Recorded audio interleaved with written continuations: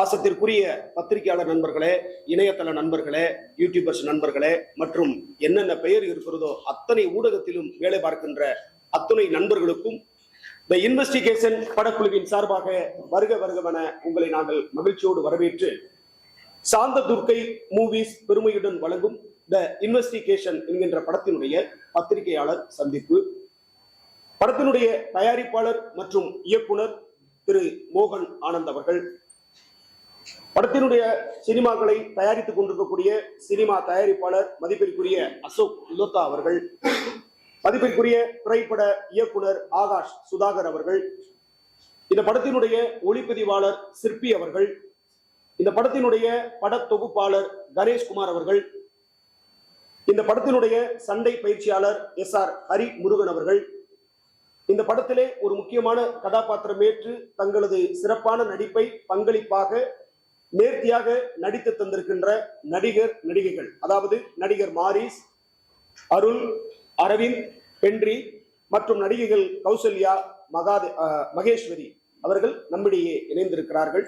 இந்த படத்தை பற்றியும் இந்த படத்தினுடைய சுவராஜமான தகவல்களை பற்றியும் ஒரு தயாரிப்பாளர் பணம் போட்டு படத்தை எடுத்து அதிலே அவர் இயக்கி அந்த படத்திலே ஒரு முக்கியமான கதாபாத்திரம் ஏற்று நடித்திருக்கிறார்கள். தொழில்நுட்ப கலைஞர் உங்களோடு இருக்கிறோம். இப்பொழுது படத்தை பற்றியும் அதனுடைய தகவல்களை பற்றியும் ஒவ்வொருவராக பேச இப்பொழுது அன்போடு அழைக்கின்றோம். வணக்கம், என் பேர் கௌசல்யா. நான் இப்போ நிறைய பண்ணிட்டு இருக்கேன். பட் நான் பண்ண ஃபர்ஸ்ட் படம் அப்படின்னா இந்த படம் தான். இதுல எனக்கு ஒரு சின்ன ரோல் கொடுத்துருக்காங்க. ஃபர்ஸ்ட் டைம் அப்படிங்கும் போது எனக்கு கொஞ்சம் பயம் இருந்துச்சு. பட் இந்த டீம் கூட நான் ஒர்க் பண்ணும்போது நல்லா கம்ஃபர்டபுளா இருந்துச்சு. ஸ்டோரி வைஸாகவும் எனக்கு சொல்லிக் கொடுத்த விதமா இருக்கட்டும், எல்லாமே ரொம்ப கம்ஃபர்டபுளா இருந்துச்சு. படத்தை எல்லாரும் வந்து தியேட்டர்ல பாருங்க. நல்ல படம், நல்ல கதை. தேங்க்யூ. வணக்கம். இந்த டீம்ல ஒர்க் பண்ணதுக்கு ஐம் ஸோ ஹாப்பி. இந்த படத்தை பற்றி சொல்லணும்னா மக்களுக்கு ரொம்ப அவசியமான தேவையான ஒரு படம். இதில் நான் ஒர்க் பண்ணதுக்கு ரொம்ப சந்தோஷப்படுறேன். இதில் சான்ஸ் கொடுத்த எல்லாருக்குமே ரொம்ப தேங்க்ஸ். அவருடைய பெரிய முயற்சி. இந்த படத்துடைய அந்த ட்ரெய்லர் பார்த்தேன், ரொம்ப அசந்துட்டேன். ரொம்ப நல்லா இருக்கு. ரொம்ப நான் அனுபவிச்சு பண்ண மாதிரி இருந்தது. ஸோ ஒரு இயக்குனராக சார் இருந்தாலும் நான் ஒரு இயக்குனராக அதை ஒரு ஃபீல் பண்ணேன். ஸோ இப்போதான் ஒரு அரை மணி நேரத்துக்கு முன்னாடி பார்த்தேன். ரொம்ப அருமையாக இருந்தது. ஸோ அதனுடைய வழி என்னன்னு எனக்கு நல்லாவே தெரியும். ஒரு இயக்குனருடைய வழி என்னன்னு எனக்கு நல்லாவே தெரியும். ஸோ அதை எப்படி ஒரு அனுபவிச்சிருப்பாருன்றதை அதை புரிஞ்சேன். அதை அழகாக வெளி உலகத்தை கொண்டு வந்துட்டேன். ஸோ ரொம்ப இது ஒரு டீம் ஒர்க். ஸோ இந்த டீம் ஒர்க்கில் முக்கியமாக இன்னொருத்தரை நான் பாராட்டியே ஆகணும் அப்படின்னா கேமராமேன் தம்பி தானே. ஸோ ஒவ்வொரு ஷாட்டும் ரொம்ப அருமையாக எடுத்திருக்கீங்க. வாழ்த்துக்கள். எல்லாத்துக்கும் வணக்கம். அந்த படத்தில் சான்ஸ் எனக்கு வந்து கணேஷ் தான் கொடுத்தாரு. கணேஷ் வந்து எனக்கு நல்ல ஃப்ரெண்டு. நல்லபடியாக அந்த படத்தில் ஒர்க் பண்ணியிருக்கேன்னு நினைக்கிறேன். படம் வந்து பார்த்துட்டு சொல்லுங்கள். வணக்கம், நான் வந்து டாக்டர் மோகன் ஆனந்த் பேசுகிறேன். என்னுடைய ஸ்ரீ சாந்தி துர்க்கைமன் மூவிஸ். நான் வந்து தயாரிப்பாளர் வந்து ஒரு மெம்பர்ஷிப்பாக இருக்கேன். இது வந்து எனக்கு 3வது படம். ஃபர்ஸ்ட் படம் மனைவி மேதெல்லாம், அதுவும் ரிலீஸ் பண்ணிட்டேன். அடுத்து டாம் கல்யாணம், அதுவும் ரிலீஸ் பண்ணிட்டேன். இது வந்து தி இன்வெஸ்டிகேஷன் படம் வந்து இதை நான் தான் டைரக்ட் பண்ணேன். ஆனால் கதையை நான் சொல்லி ஐடியா சொல்லி கணேஷ் தான் எனக்கு வந்து உறுதுணையாக இருந்தார். அவர் மூலம் தான் கேமராமேன்லாம் ரெடி பண்ணி இந்த படம் எடுத்திருக்கோம். இதில் வந்து சாங் கிடையாது. எல்லா டிடெக்டிவோட தேடுதல் வேட்டை மாதிரி நிறைய பெண்களை கடத்துறது, அது எப்படி கண்டுபிடிக்கிறது இதாங்க சப்ஜெக்ட். இதில் நான் வந்து 2 ரோல் பண்ணியிருக்கேன். மிலிட்ரி ஆஃபீஸராக பண்ணியிருக்கிறேன், தம்பியாகவும் நான் பண்ணியிருக்கேன். டபுள் ரோல் பண்ணியிருக்கிறேன்.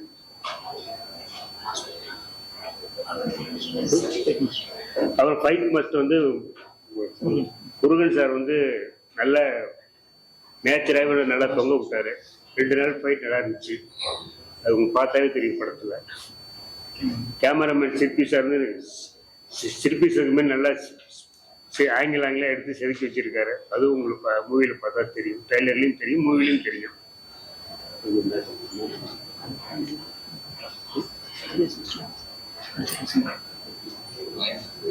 மகேஷ் சார் வந்து அவர் தான் வந்து டைரக்ட் எல்லாத்துக்கும் நல்லா பக்கா மானிட்டர் பார்த்து சொல்லி கொடுத்து ஓகே பண்ணுவார்.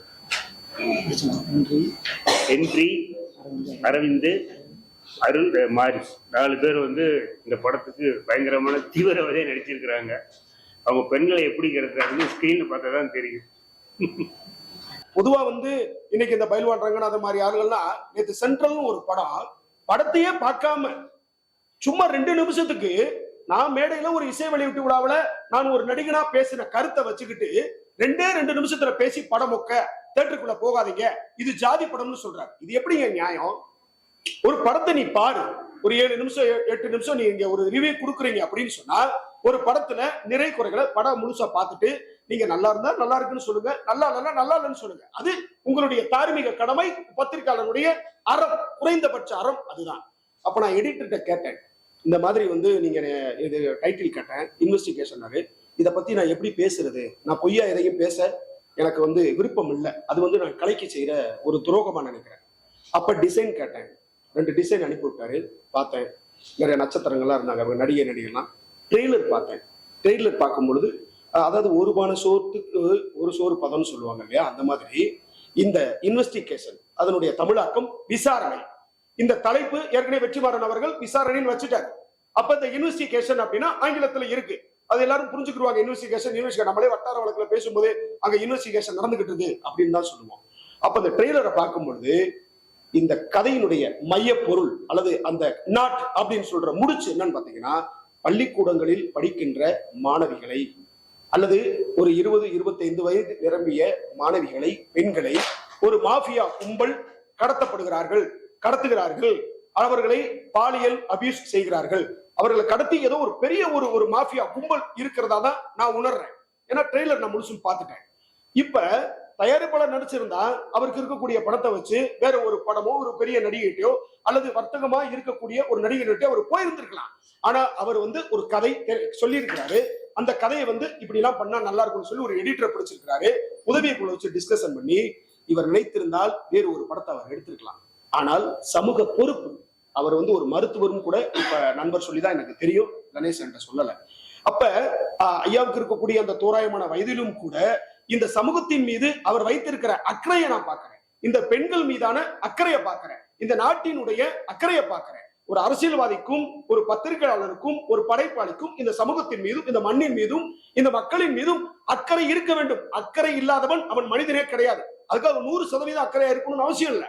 ஒரு துளி இருக்கணும். அந்த ஒரு துளி அக்கறையை இந்த பெண்கள் மீதும் இந்த மக்கள் மீதும் இந்த மானுட சமூகத்தின் மீதும் வைத்திருக்கிற தயாரிப்பாளர் அவர்களுக்கு உண்மையிலேயே நான் சார்ந்திருக்கிற இயக்கத்தின் சார்பாக நான் வாழ்த்துக்களை தெரிவித்துக் கொள்கின்றேன். பத்திரிகையாளர் நண்பர்களே, இந்த படத்தை எடுத்துட்டு போங்க. இன்னைக்கு 300 கோடி ரூபாய் 400 கோடி ரூபாய்க்கு படம் எடுத்தா கூட பெரிய பெரிய நட்சத்திரங்கள் பெரிய பெரிய உச்சபட்ச நடிகர்கள் இருந்தாலும் கூட கதை இல்லைன்னா படம் ஓடாது. இதனுடைய மூல மந்திரம் கதை.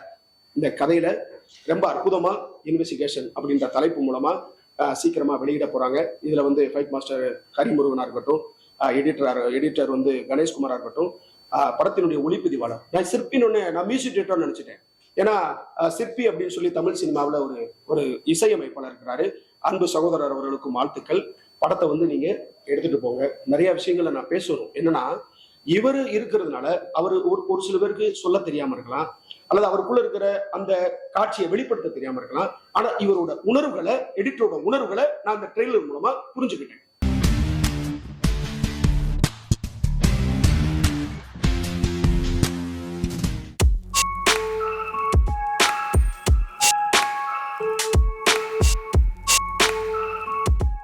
நாற்பது வருஷம் கழிச்சும் நாங்கள் நண்பர்களாக இந்த மேடையில் உட்காந்துருக்கோம். பல்வேறு ஏற்ற இறக்கங்களை பார்த்துருக்கோம். இந்த மேடையில் இருக்கிற எல்லாருமே என்னோட ஏதோ ஒரு வகையில் நட்பாகவும் இல்லை சகோதரத்துவம் பழகியிருக்காங்க. உங்கள் அனைவருக்கும் என்னுடைய நன்றியை தெரிவிச்சுக்கிறேன் சார். கலைச்சிற்பி தான் தம்பி செல்வமணி அவர்கள். வாழிய வாழிய வாழி என்று வாழ்த்தி விடைபெறுகிறேன். நன்றி, வணக்கம். எப்படி விஜயகாந்துக்கு ஒரு லியாகத் ஊருக்கு ஊர் போய் அவரை பற்றி பறைசாற்றி கூட்டம் போட்டு அவர் புகழை சேர்த்தாரோ, அதுபோல் திரையுலகில் செல்வமணியினுடைய படம் அவருக்கு ஒரு கொடையாக விளங்கும் என்று சொல்லி விடைபெறுகிறேன். நன்றி, வணக்கம்.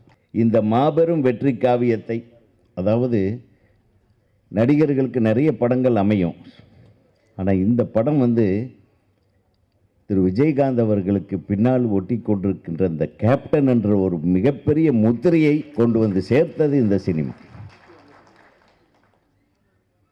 அதை எல்லாரும் குறிப்பிட்டாங்க. நமது விஜய பிரபாகரன் அவர்கள் தோன்றியதும் இந்த சினிமாவில் தான். ஸோ இந்த சினிமாவுக்கு நிறைய சாதனைகள் உண்டு. அந்த சாதனைகளை படைத்த நமது பெப்சி தலைவர், திரைப்படக் கல்லூரியின் மிகச்சிறந்த ஒரு படைப்பாளி திரு ஆர்கே செல்வமணி அவர்களுக்கு தமிழ்நாடு திரைப்பட இயக்குநர்கள் சங்கத்தின் சார்பாக ஒரு சின்ன மரியாதையை நம்ம இயக்குநர்கள் எல்லாம் சேர்ந்து செய்ய ஆசைப்படுகிறோம். அண்ட் கேப்டன் குட்டி கேப்டன் பிரபாகர் இங்கே இருக்கிறதுல I am very happy. I seen them as children. வளர்ந்து இவ்வளோ பெருசாகி ஒரு பார்ட்டியை லீட் பண்ணி பாலிட்டிஷியனாக வேறு இப்போ இருக்காரு. All the best you. இங்கே வந்திருக்கும் அனைவருக்கும் நான் பேசின ஸ்பீச்லேயே இதுதான் கொஞ்சம் லெங்க்திய ஸ்பீச். பட் எல்லாருக்கும் வணக்கம். ஐ am so happy to be here. All the best Selvamani sir. Rocket, another big hit, and thank you so much. பக்தி, மரியாதை இதெல்லாம் ஒன்று சேர்ந்த ஒரு மனிதன். அதாவது எல்லாரும் நம்ம பிறக்கிறோம், படிக்கிறோம், வேலைக்கு போகிறோம், கல்யாணம் பண்ணிக்கிறோம், குழந்தை குட்டி, ஒரு நாளைக்கு போயிடுறோம், அவ்வளோதான். இருந்தவன் யார் இப்படி ஒருத்தன் இருந்தான்னு கூட தெரியாது. ஆனால் விஜயகாந்த் மறைந்த பிறகும் இன்னும் வாழ்ந்து கொண்டிருக்கிறார் அப்படின்னா அந்த அடையாளத்தை விட்டுட்டு போகிறவன் தான் மனிதன். ஒரு அடையாளத்தை விட்டு போகணும். நம்ம இந்த பூமிக்கு வந்ததுக்கு ஒரு அடையாளத்தை விட்டு போகணும். அந்த அடையாளத்தோடு இன்று அவர் குடும்பம் இருக்கிறது. என்னுடைய செல்லுமணி சார், உங்களுக்கு என்னுடைய வாழ்த்துக்கள். இந்த படம் திரும்ப உங்களை படம் பண்ண வைக்கும் சார். இந்த படம் ரிலீஸ் ஆன பிறகு திரும்ப உங்களை தேடி ப்ரொடியூசர்ஸ் வருவாங்க. நன்றி சார், வணக்கம். இந்த படம் வந்து ஒரு செல்லுமணி எப்படி எடுத்தான்னு கேட்டிங்கன்னா, ஒரு ஷோலே படத்தோடைய ஒரு 10% பட்ஜெட்டில் தமிழில் ஒரு ஷோலை எடுத்து கொடுத்தார். அது காரணம் அப்படி ஒரு உழைப்பு, அப்படி ஒரு திட்டமிடுதல் இருந்தது. அந்த மாதிரி கிட்டத்தட்ட 2வது படத்திலேயே இப்படி ஒரு முத்திரையை பற்றி இயக்குனர் அப்படி இருக்கவே முடியாது. அந்த மாதிரி ஒரு மாபெரும் சாதனையை செல்லுமணி செய்த படம். அந்த செல்லுமணி கூட வந்து அப்படியே தோளுக்கு தோல் நின்ற வசனம் லியாகத்-அலி-கான். பிற்காலத்தினுடைய கேப்டனுடைய அனைத்து அரசியல் ஈடுபாடுகளுக்கும் அரசியல் சிந்தனைகளுக்கும் அஸ்திவாரமாக அமைந்தது லியாகத்-அலி-கானுடைய வசனங்கள் என்று சொன்னால் நிச்சயமாக மிகையாகாது. ஏன்னா அப்படி அனல் தெரிக்கும் வசனங்களை கேப்டனுக்காக உருகி எழுதியவர் வந்து லியாகத்-அலி-கான். அவர் இந்த இடத்துல நன்றியோடு நினைவு கூறுகிறேன். அது மாதிரி ஒரு மாபெரும் ஒரு பலதரப்பட்ட ஒரு மல்டிபிள் பர்சனாலிட்டியான ஒரு மன்சூர் அலிகானை உருவாக்கி தந்த படம் இந்த கேப்டன் பிரபாகரன். அதை வந்து அவன் மன்சூர் அலிகானை மோல்டு பண்ணி கொண்டுறதுக்கு செல்லுமணி என்ன பாடுபட்டிருக்கான்றது செல்லுமணிக்கு தான் தெரியும். அது மாதிரி அற்புதமான ஒரு திரைப்படம். அது மாதிரி வந்து சிவந்தவன் படத்தில் பட்டத்திராணி பாட்டுக்கு அப்புறம் அதுக்கு இணையாக ஒரு பாடல் போட்டப்பட்டால் அது வந்து ஆட்டமா சிதறாட்டமா பாட்டு தானே. அப்படி ஒரு இசையை கொடுத்த ராஜா சார். இப்படி இந்த படத்துக்கு எல்லாருடைய பங்களிப்பும் இருந்தது. அற்புதமான ஒரு படம். இதிலெல்லாம் தாண்டி இந்த ரத்தம் சிந்தி எடுத்த படம்லாம் சொல்லுவாங்க. ஆனால் கேப்டன் ரத்தம் கொட்ட நடித்த படம் வந்து இந்த படம். ஏன்னா அவர் இந்த படத்துக்கு உழைத்த உழைப்பும் பட்ட சிரமமும் எடுத்த ரிஸ்க்கும் சிந்திய ரத்தமும் அளவில்லாத உண்மையாகவே ஷாட்டில் அப்படியே ரத்த ஒழுகு நடிச்சிருக்கார். இந்த செல்லுமணி பல மேடைகளில் அப்படியே ரோப்போட கையோட ரத்தம் அப்படியே ரத்தம் சொட்ட ரோப்பில் வருவார். அந்த மாதிரிலாம் அவர் நடித்து இந்த படத்துக்கு வந்து உயிர் கொடுத்துருக்காரு. அது அந்த கேப்டன் பிரபாகரனை இந்த விழாவிலே நம்முடைய பிரபாகரனே வந்து கலந்துக்கிட்டது எனக்கு ரொம்ப சந்தோஷம். தம்பி அபு வந்தது ரொம்ப மகிழ்ச்சி. இந்த கேப்டன் பிரபாகரன் வந்து ஒரு காலத்தை வென்ற படம். அதனால் அது விக்ரமன் சார் சொன்ன மாதிரி ஒருத்தருக்கு ஒரு ஐகானிக் படம்னா இது கேப்டனுக்கு இதுதான் படம்.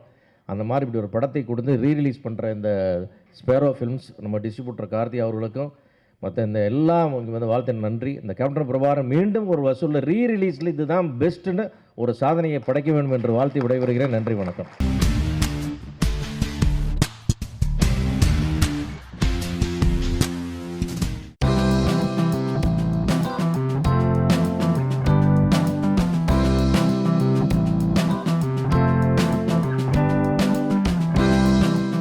Thanks to producer sir, director sir, and Tarun, all the best. Priyadarshan ma'am, Madhusudan sir, Ram sir, எல்லாருக்கும் ரொம்ப நன்றி. ரொம்ப நர்வஸாக இருக்குது ஆக்சுவலி.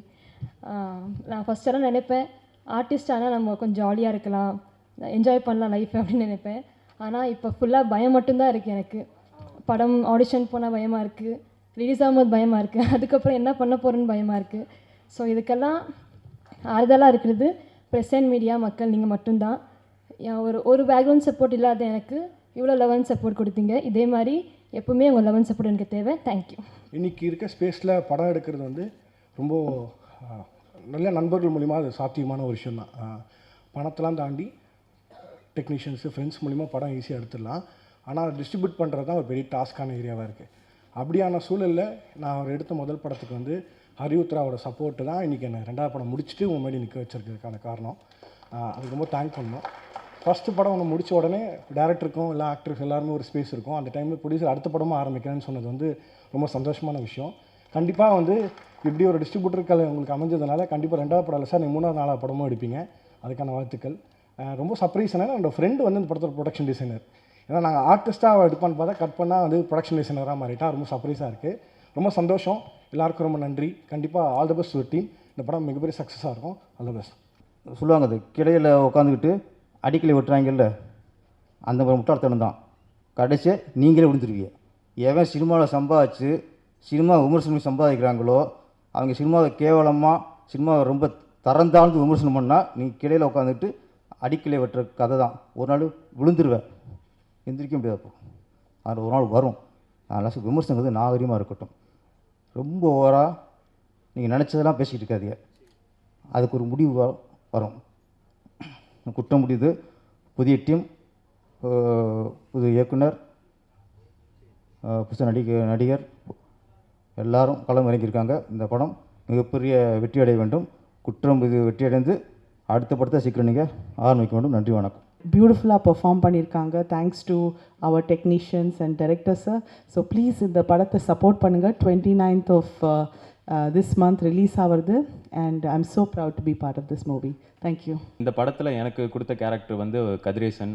ஒரு நார்மலான ஒரு ஃபுட் டெலிவரி பாயாக இருப்பேன்.